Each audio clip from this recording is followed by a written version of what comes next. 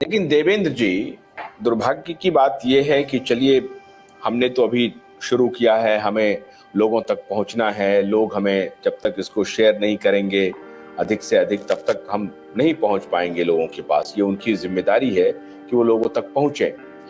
लेकिन देवेंद्र जी, मैं जो जो जिस जहां सबसे ज्यादा आपको चुनौती मिलने वाली है, ये जो तथाकथित सुपर एलीट हैं हमारे समाज के, खास तौर से जो दिल्ली के या मुंबई के या बेंगलोर के या हैदराबाद के या पुणे के या तिरुवनंतपुरम के, यहाँ पर जो बैठे जो क्लब्स हैं, जिमखाना क्लब्स हैं और जो बड़े बड़े क्लब्स हैं, ये वहीं से ज़्यादातर पॉलिसीज डिसाइड भी हो रही हैं। आपको मालूम है, पूरी दुनिया को मालूम है। और उसमें सुपर एलीट में हमारे ब्यूरोक्रेट्स हैं, बहुत बड़े बड़े राइटर्स हैं, बड़े जर्नलिस्ट हैं, बड़े पॉलिटिकल पर्सनालिटीज़ हैं, फिल्म मेकर्स हैं, हीरो हैं, बड़े लॉयर्स हैं, जजेस हैं, बिजनेसमैन हैं। ये सुपर एलीट का जो एक कॉकस है, ये कॉकस तो आपको कहेंगे कि फुलिश बात कर रहे हैं। कैसी बात कर रहे हैं आप? We are completely independent, we are having our own constitution. हम इलेक्शन में जाते हैं, हमारे जनता हमारे नेता को इलेक्ट करते हैं, पॉलिटिकल पार्टीज है, इतने दिनों से हम काम कर रहे हैं। आप कैसी बात करते हैं? आप जनता को गुमराह कर रहे हैं और आप बहकी बहकी बात कर रहे हैं। वो ऑक्सफोर्ड का हवाला देंगे, वो हार्वर्ड का हवाला देंगे, बड़े बड़े अखबारों के एडिट पेजेस का हवाला देंगे। आपको हैरानी होगी, ये जो सुपर एलीट है ना, राजीव भाई दीक्षित के बारे में उनको जानकारी भी नहीं है। कार्ल मार्क्स के बारे में उनको जानकारी है, कार्ल मार्क्स के बारे में उनको जानकारी है, लेकिन राजीव दीक्षित के बारे में कोई जानकारी नहीं है। राजीव दीक्षित ने इस देश में क्या किया, पूरा देश घूमा, उनकी क्वालिफिकेशन क्या थी, वो एक कॉम्पिटेंट इंजीनियर थे, और उसके बाद उन्होंने साहित्य का अध्ययन किया, उन्होंने इतिहास का अध्ययन किया, उन्होंने विज्ञान का अध्ययन किया, उन्होंने दर्शन का अध्ययन किया और आम जन की भाषा में लोगों को जागृत करने का काम किया। लेकिन राजीव दीक्षित, चूंकि मैं अगर सीधे सीधे कहूं कि वो राजीव दीक्षित दिल्ली के इंडिया इंटरनेशनल सेंटर में नहीं बैठे, हैबिटेट सेंटर में नहीं बैठे, जिमखाना क्लब नहीं गए, मुंबई के सुप्रसिद्ध जिमखाना क्लब नहीं गए, मुंबई के स्पोर्ट्स क्लब में नहीं बैठे, या बाकी जो मुंबई के क्लब है। अभी मैं गया था तो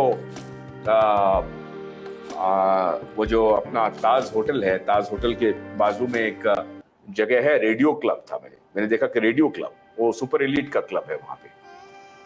अब इस तरह के जो क्लब्स हैं, उस क्लब में तो राजीव दीक्षित गए नहीं, और राजीव दीक्षित की ये बात या आपकी ये बात देवेंद्र बल्लारा भी नहीं जा रहे इन क्लबों में।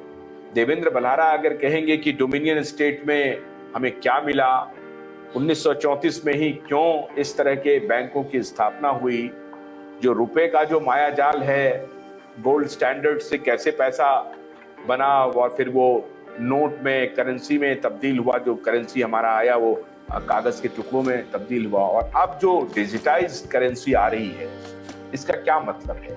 तो इन बातों पे तो उनकी नजर ही नहीं है, वो तो सुपरफिशियल बातों में रहते हैं। और हैरानी की बात यह है कि आप जब इन बातों को उठाएंगे तो वो आपको मूर्ख भी साबित कर देंगे, मूर्ख भी साबित कर देंगे। तो आपकी सबसे बड़ी चुनौती तो वहां है, उनसे कैसे लड़ेंगे आप? देखिए आशुतोष भाई, क्या होता है कि एक परसेप्शन तैयार की जाती है, और इसके दो तरीके होते हैं। एक होते हैं कि हम मीडिया की तरफ से एक झूठी परसेप्शन खड़ी कर दें, एक झूठा एक मायाजाल बुन दें, जो कि इन्होंने पिछले 20-30 सालों में हमारे समाज के अंदर बुना। लोगों को लगने लगा कि हम बच्चों को अंग्रेजी स्कूल में पढ़ाएंगे तो हमारा बच्चा ज्यादा इंटेलिजेंट नजर आएगा, हमारा बच्चा अगर टाई लगाएगा तो ज्यादा स्मार्ट नजर आएगा, हमारा बच्चा अंग्रेजी बोलेगा तो ज्यादा संभ्रांत नजर आएगा, हमारा बच्चा अगर नौकरी करेगा तो ज्यादा बढ़िया रहेगा और खेती करेगा तो ज्यादा नुकसान में रहेगा। ये परसेप्शन इन्होंने तैयार किया। अब अगर मान लीजिए खेती करना इतना घाटे का सौदा होता तो दुनिया का सबसे अमीर आदमी बिल गेट्स 3.25 लाख एकड़ जमीन खरीद करके क्यों रखता है? क्योंकि उसको मालूम है कि जब नौकरियां सारी खत्म हो जाएंगी, जो कि आने वाले वक्त में होने वाली हैं, 90% जॉब्स खत्म होने वाली हैं, तो उस वक्त अगर कोई चीज आपको खाने को देगी तो वो जमीन ही देगी। जब सब कुछ बर्बाद हो जाएगा और आपके पास अगर अपनी जमीन होगी तो वहां जो कुछ भी होगा वहीं से आप खाने का इंतजाम कर सकते हैं। ये बातें सबको मालूम है। अब ये बात ठीक है, अमीर आदमी को नहीं समझ में आती है क्योंकि उसको लगता है वो पैसे से सब कुछ खरीद सकता है। बट जब कभी ऐसा सिचुएशन, जब कभी ऐसी स्थिति आती है तो और उसके सामने जब ये सच्चाई जब रखी जाती है, तो मैंने आज तक एक भी व्यक्ति ऐसा नहीं देखा आशुतोष जी, जो ये ना मानता हो कि आपकी बातों में सच्चाई तो नजर आ रही है, आप सच तो बोल रहे हैं, लेकिन वो फंसता वहां है जब वो अपनी एक लाइन बोल करके आखिरी लाइन में वो अपना दायित्व झाड़ देता है कि क्या किया जा सकता है, ये बहुत ताकतवर लोग हैं। इतना कह करके वो शांत हो जाता है और उससे आगे लड़ने की हिम्मत नहीं कर पाता। हमारे में और उसमें क्या फर्क है, मैं इतना बता देता हूं। वो ये कहते हैं कि दैत्य बहुत बड़ा है और तुम्हारे तीर जो हैं वो उसको मतलब कहाँ मारोगे, मतलब तुम उसको कैसे मारोगे, तुम उसको मार नहीं सकते। और हम ये कहते हैं कि दैत्य बहुत बड़ा है, आप मारते जाओ, आप मारते जाओ, ऐसी कोई जगह ही नहीं बचेगी जहां उसको नहीं लगेगा और वो मरेगा। दूसरी बात, इन्होंने जो परसेप्शन खड़ा किया है वो केवल झूठ, लालच और डर के दम पर खड़ा किया है, जितना भी खड़ा है। आपको अगर इन्होंने जबरदस्ती की थी, कोई वैसलीन लगाने की सर्टिफिकेट मांगा था जो इन्होंने, अगर वो इन्होंने जबरदस्ती की तो वो केवल और केवल डर दिखा करके या लालच दिखा करके या मतलब डर भय और इसी तरह के उनका प्रोपेगेंडा चला। सच्चाई के ऊपर इनका प्रोपेगेंडा नहीं है। हम जो बात करते हैं, हम जो आंदोलन चलाए हुए हैं, वो सच्चाई के नाम पर चलाए हुए हैं। और मुझे ऐसा पूरा यकीन है कि जिस वक्त पूरे बने बनाए साम्राज्य को सच्चाई की एक मतलब मजबूत सी ठोकर लगेगी ना, तो रेत के ढेर की तरह ये ढह जाएगा। कोई फर्क नहीं पड़ता है कि वहां कौन आ रहा है, कौन नहीं आ रहा है। और इसी उम्मीद में हम केवल अपनी उस ठोकर की ताकत को मजबूत करने का काम कर रहे हैं, जो लोगों को जोड़ने का काम कर रहे हैं। 30 तारीख को राजीव भाई की जन्म तिथि भी है, जन्म दिवस भी है, पुण्यतिथि भी है।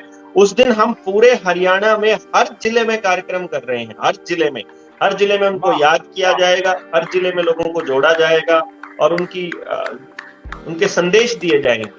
तो मजबूती के साथ हम लोग आ रहे हैं आगे, और आगे ट्रेनिंग सेशंस होंगे। और मैं आपको एक चीज बता दूं, लोगों को आपको लगता है कि हम उनको नहीं समझा पाएंगे, लेकिन जो हमने पहला दौर बताया आपको, फर्स्ट लेवल की ट्रेनिंग हमारी दिसंबर के मिड तक पूरी हो जाएंगी। सेकंड लेवल की ट्रेनिंग हम लोग जनवरी में रख रहे हैं, 7 दिन की पहाड़ों पर, जिसमें हर सिचुएशन से टकराना सिखाया जाएगा और वक्ता तैयार होकर के समाज को प्रेजेंट कर दिए जाएंगे कि ये हमारे नए राजीव दीक्षित हैं।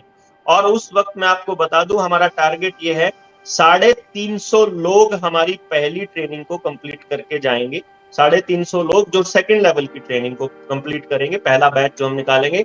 और हमारे हरियाणा के अंदर 7000 गांव हैं, एक जने के हिस्से में मात्र 20 गांव आएंगे, जो कि वो 3 हफ्ते में निपटा सकता है। कोई बड़ी बात नहीं है, रोज एक गांव भी करेगा तो हमें अगर अपना विचार गांव-गांव तक पहुंचाना होगा, विल नॉट बी डिफिकल्ट।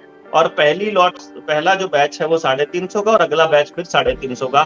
हम हर गांव के अंदर अपना एक राजीव दीक्षित खड़ा करेंगे, ऐसा जनता सरकार मोर्चा का टारगेट है। और उसके बाद इस अंतरराष्ट्रीय षड्यंत्र को ढेर होने में ज्यादा समय नहीं लगेगा, क्योंकि आपको ये मालूम ही होगा कि जितने भी ये एलिट क्लब्स के अंदर बैठे हुए लोग हैं, इनमें से 70% गांव से ही गए हुए लोग हैं, उनकी जड़ें आज भी गांव में ही हैं। और जब ये देखेंगे कि गांव के गांव एकजुट होकर के इस षड्यंत्र के खिलाफ लड़ रहे हैं, यकीन मानिए अपना बोरिया बिस्तर उठा करके वो भी गांव में ही आने वाले हैं, क्योंकि उनको मालूम है शहर की मिट्टी में इतना पोषण नहीं है जितना पोषण गांव की मिट्टी में है। आखिर में उनको मिलना तो इसी मिट्टी में है ना।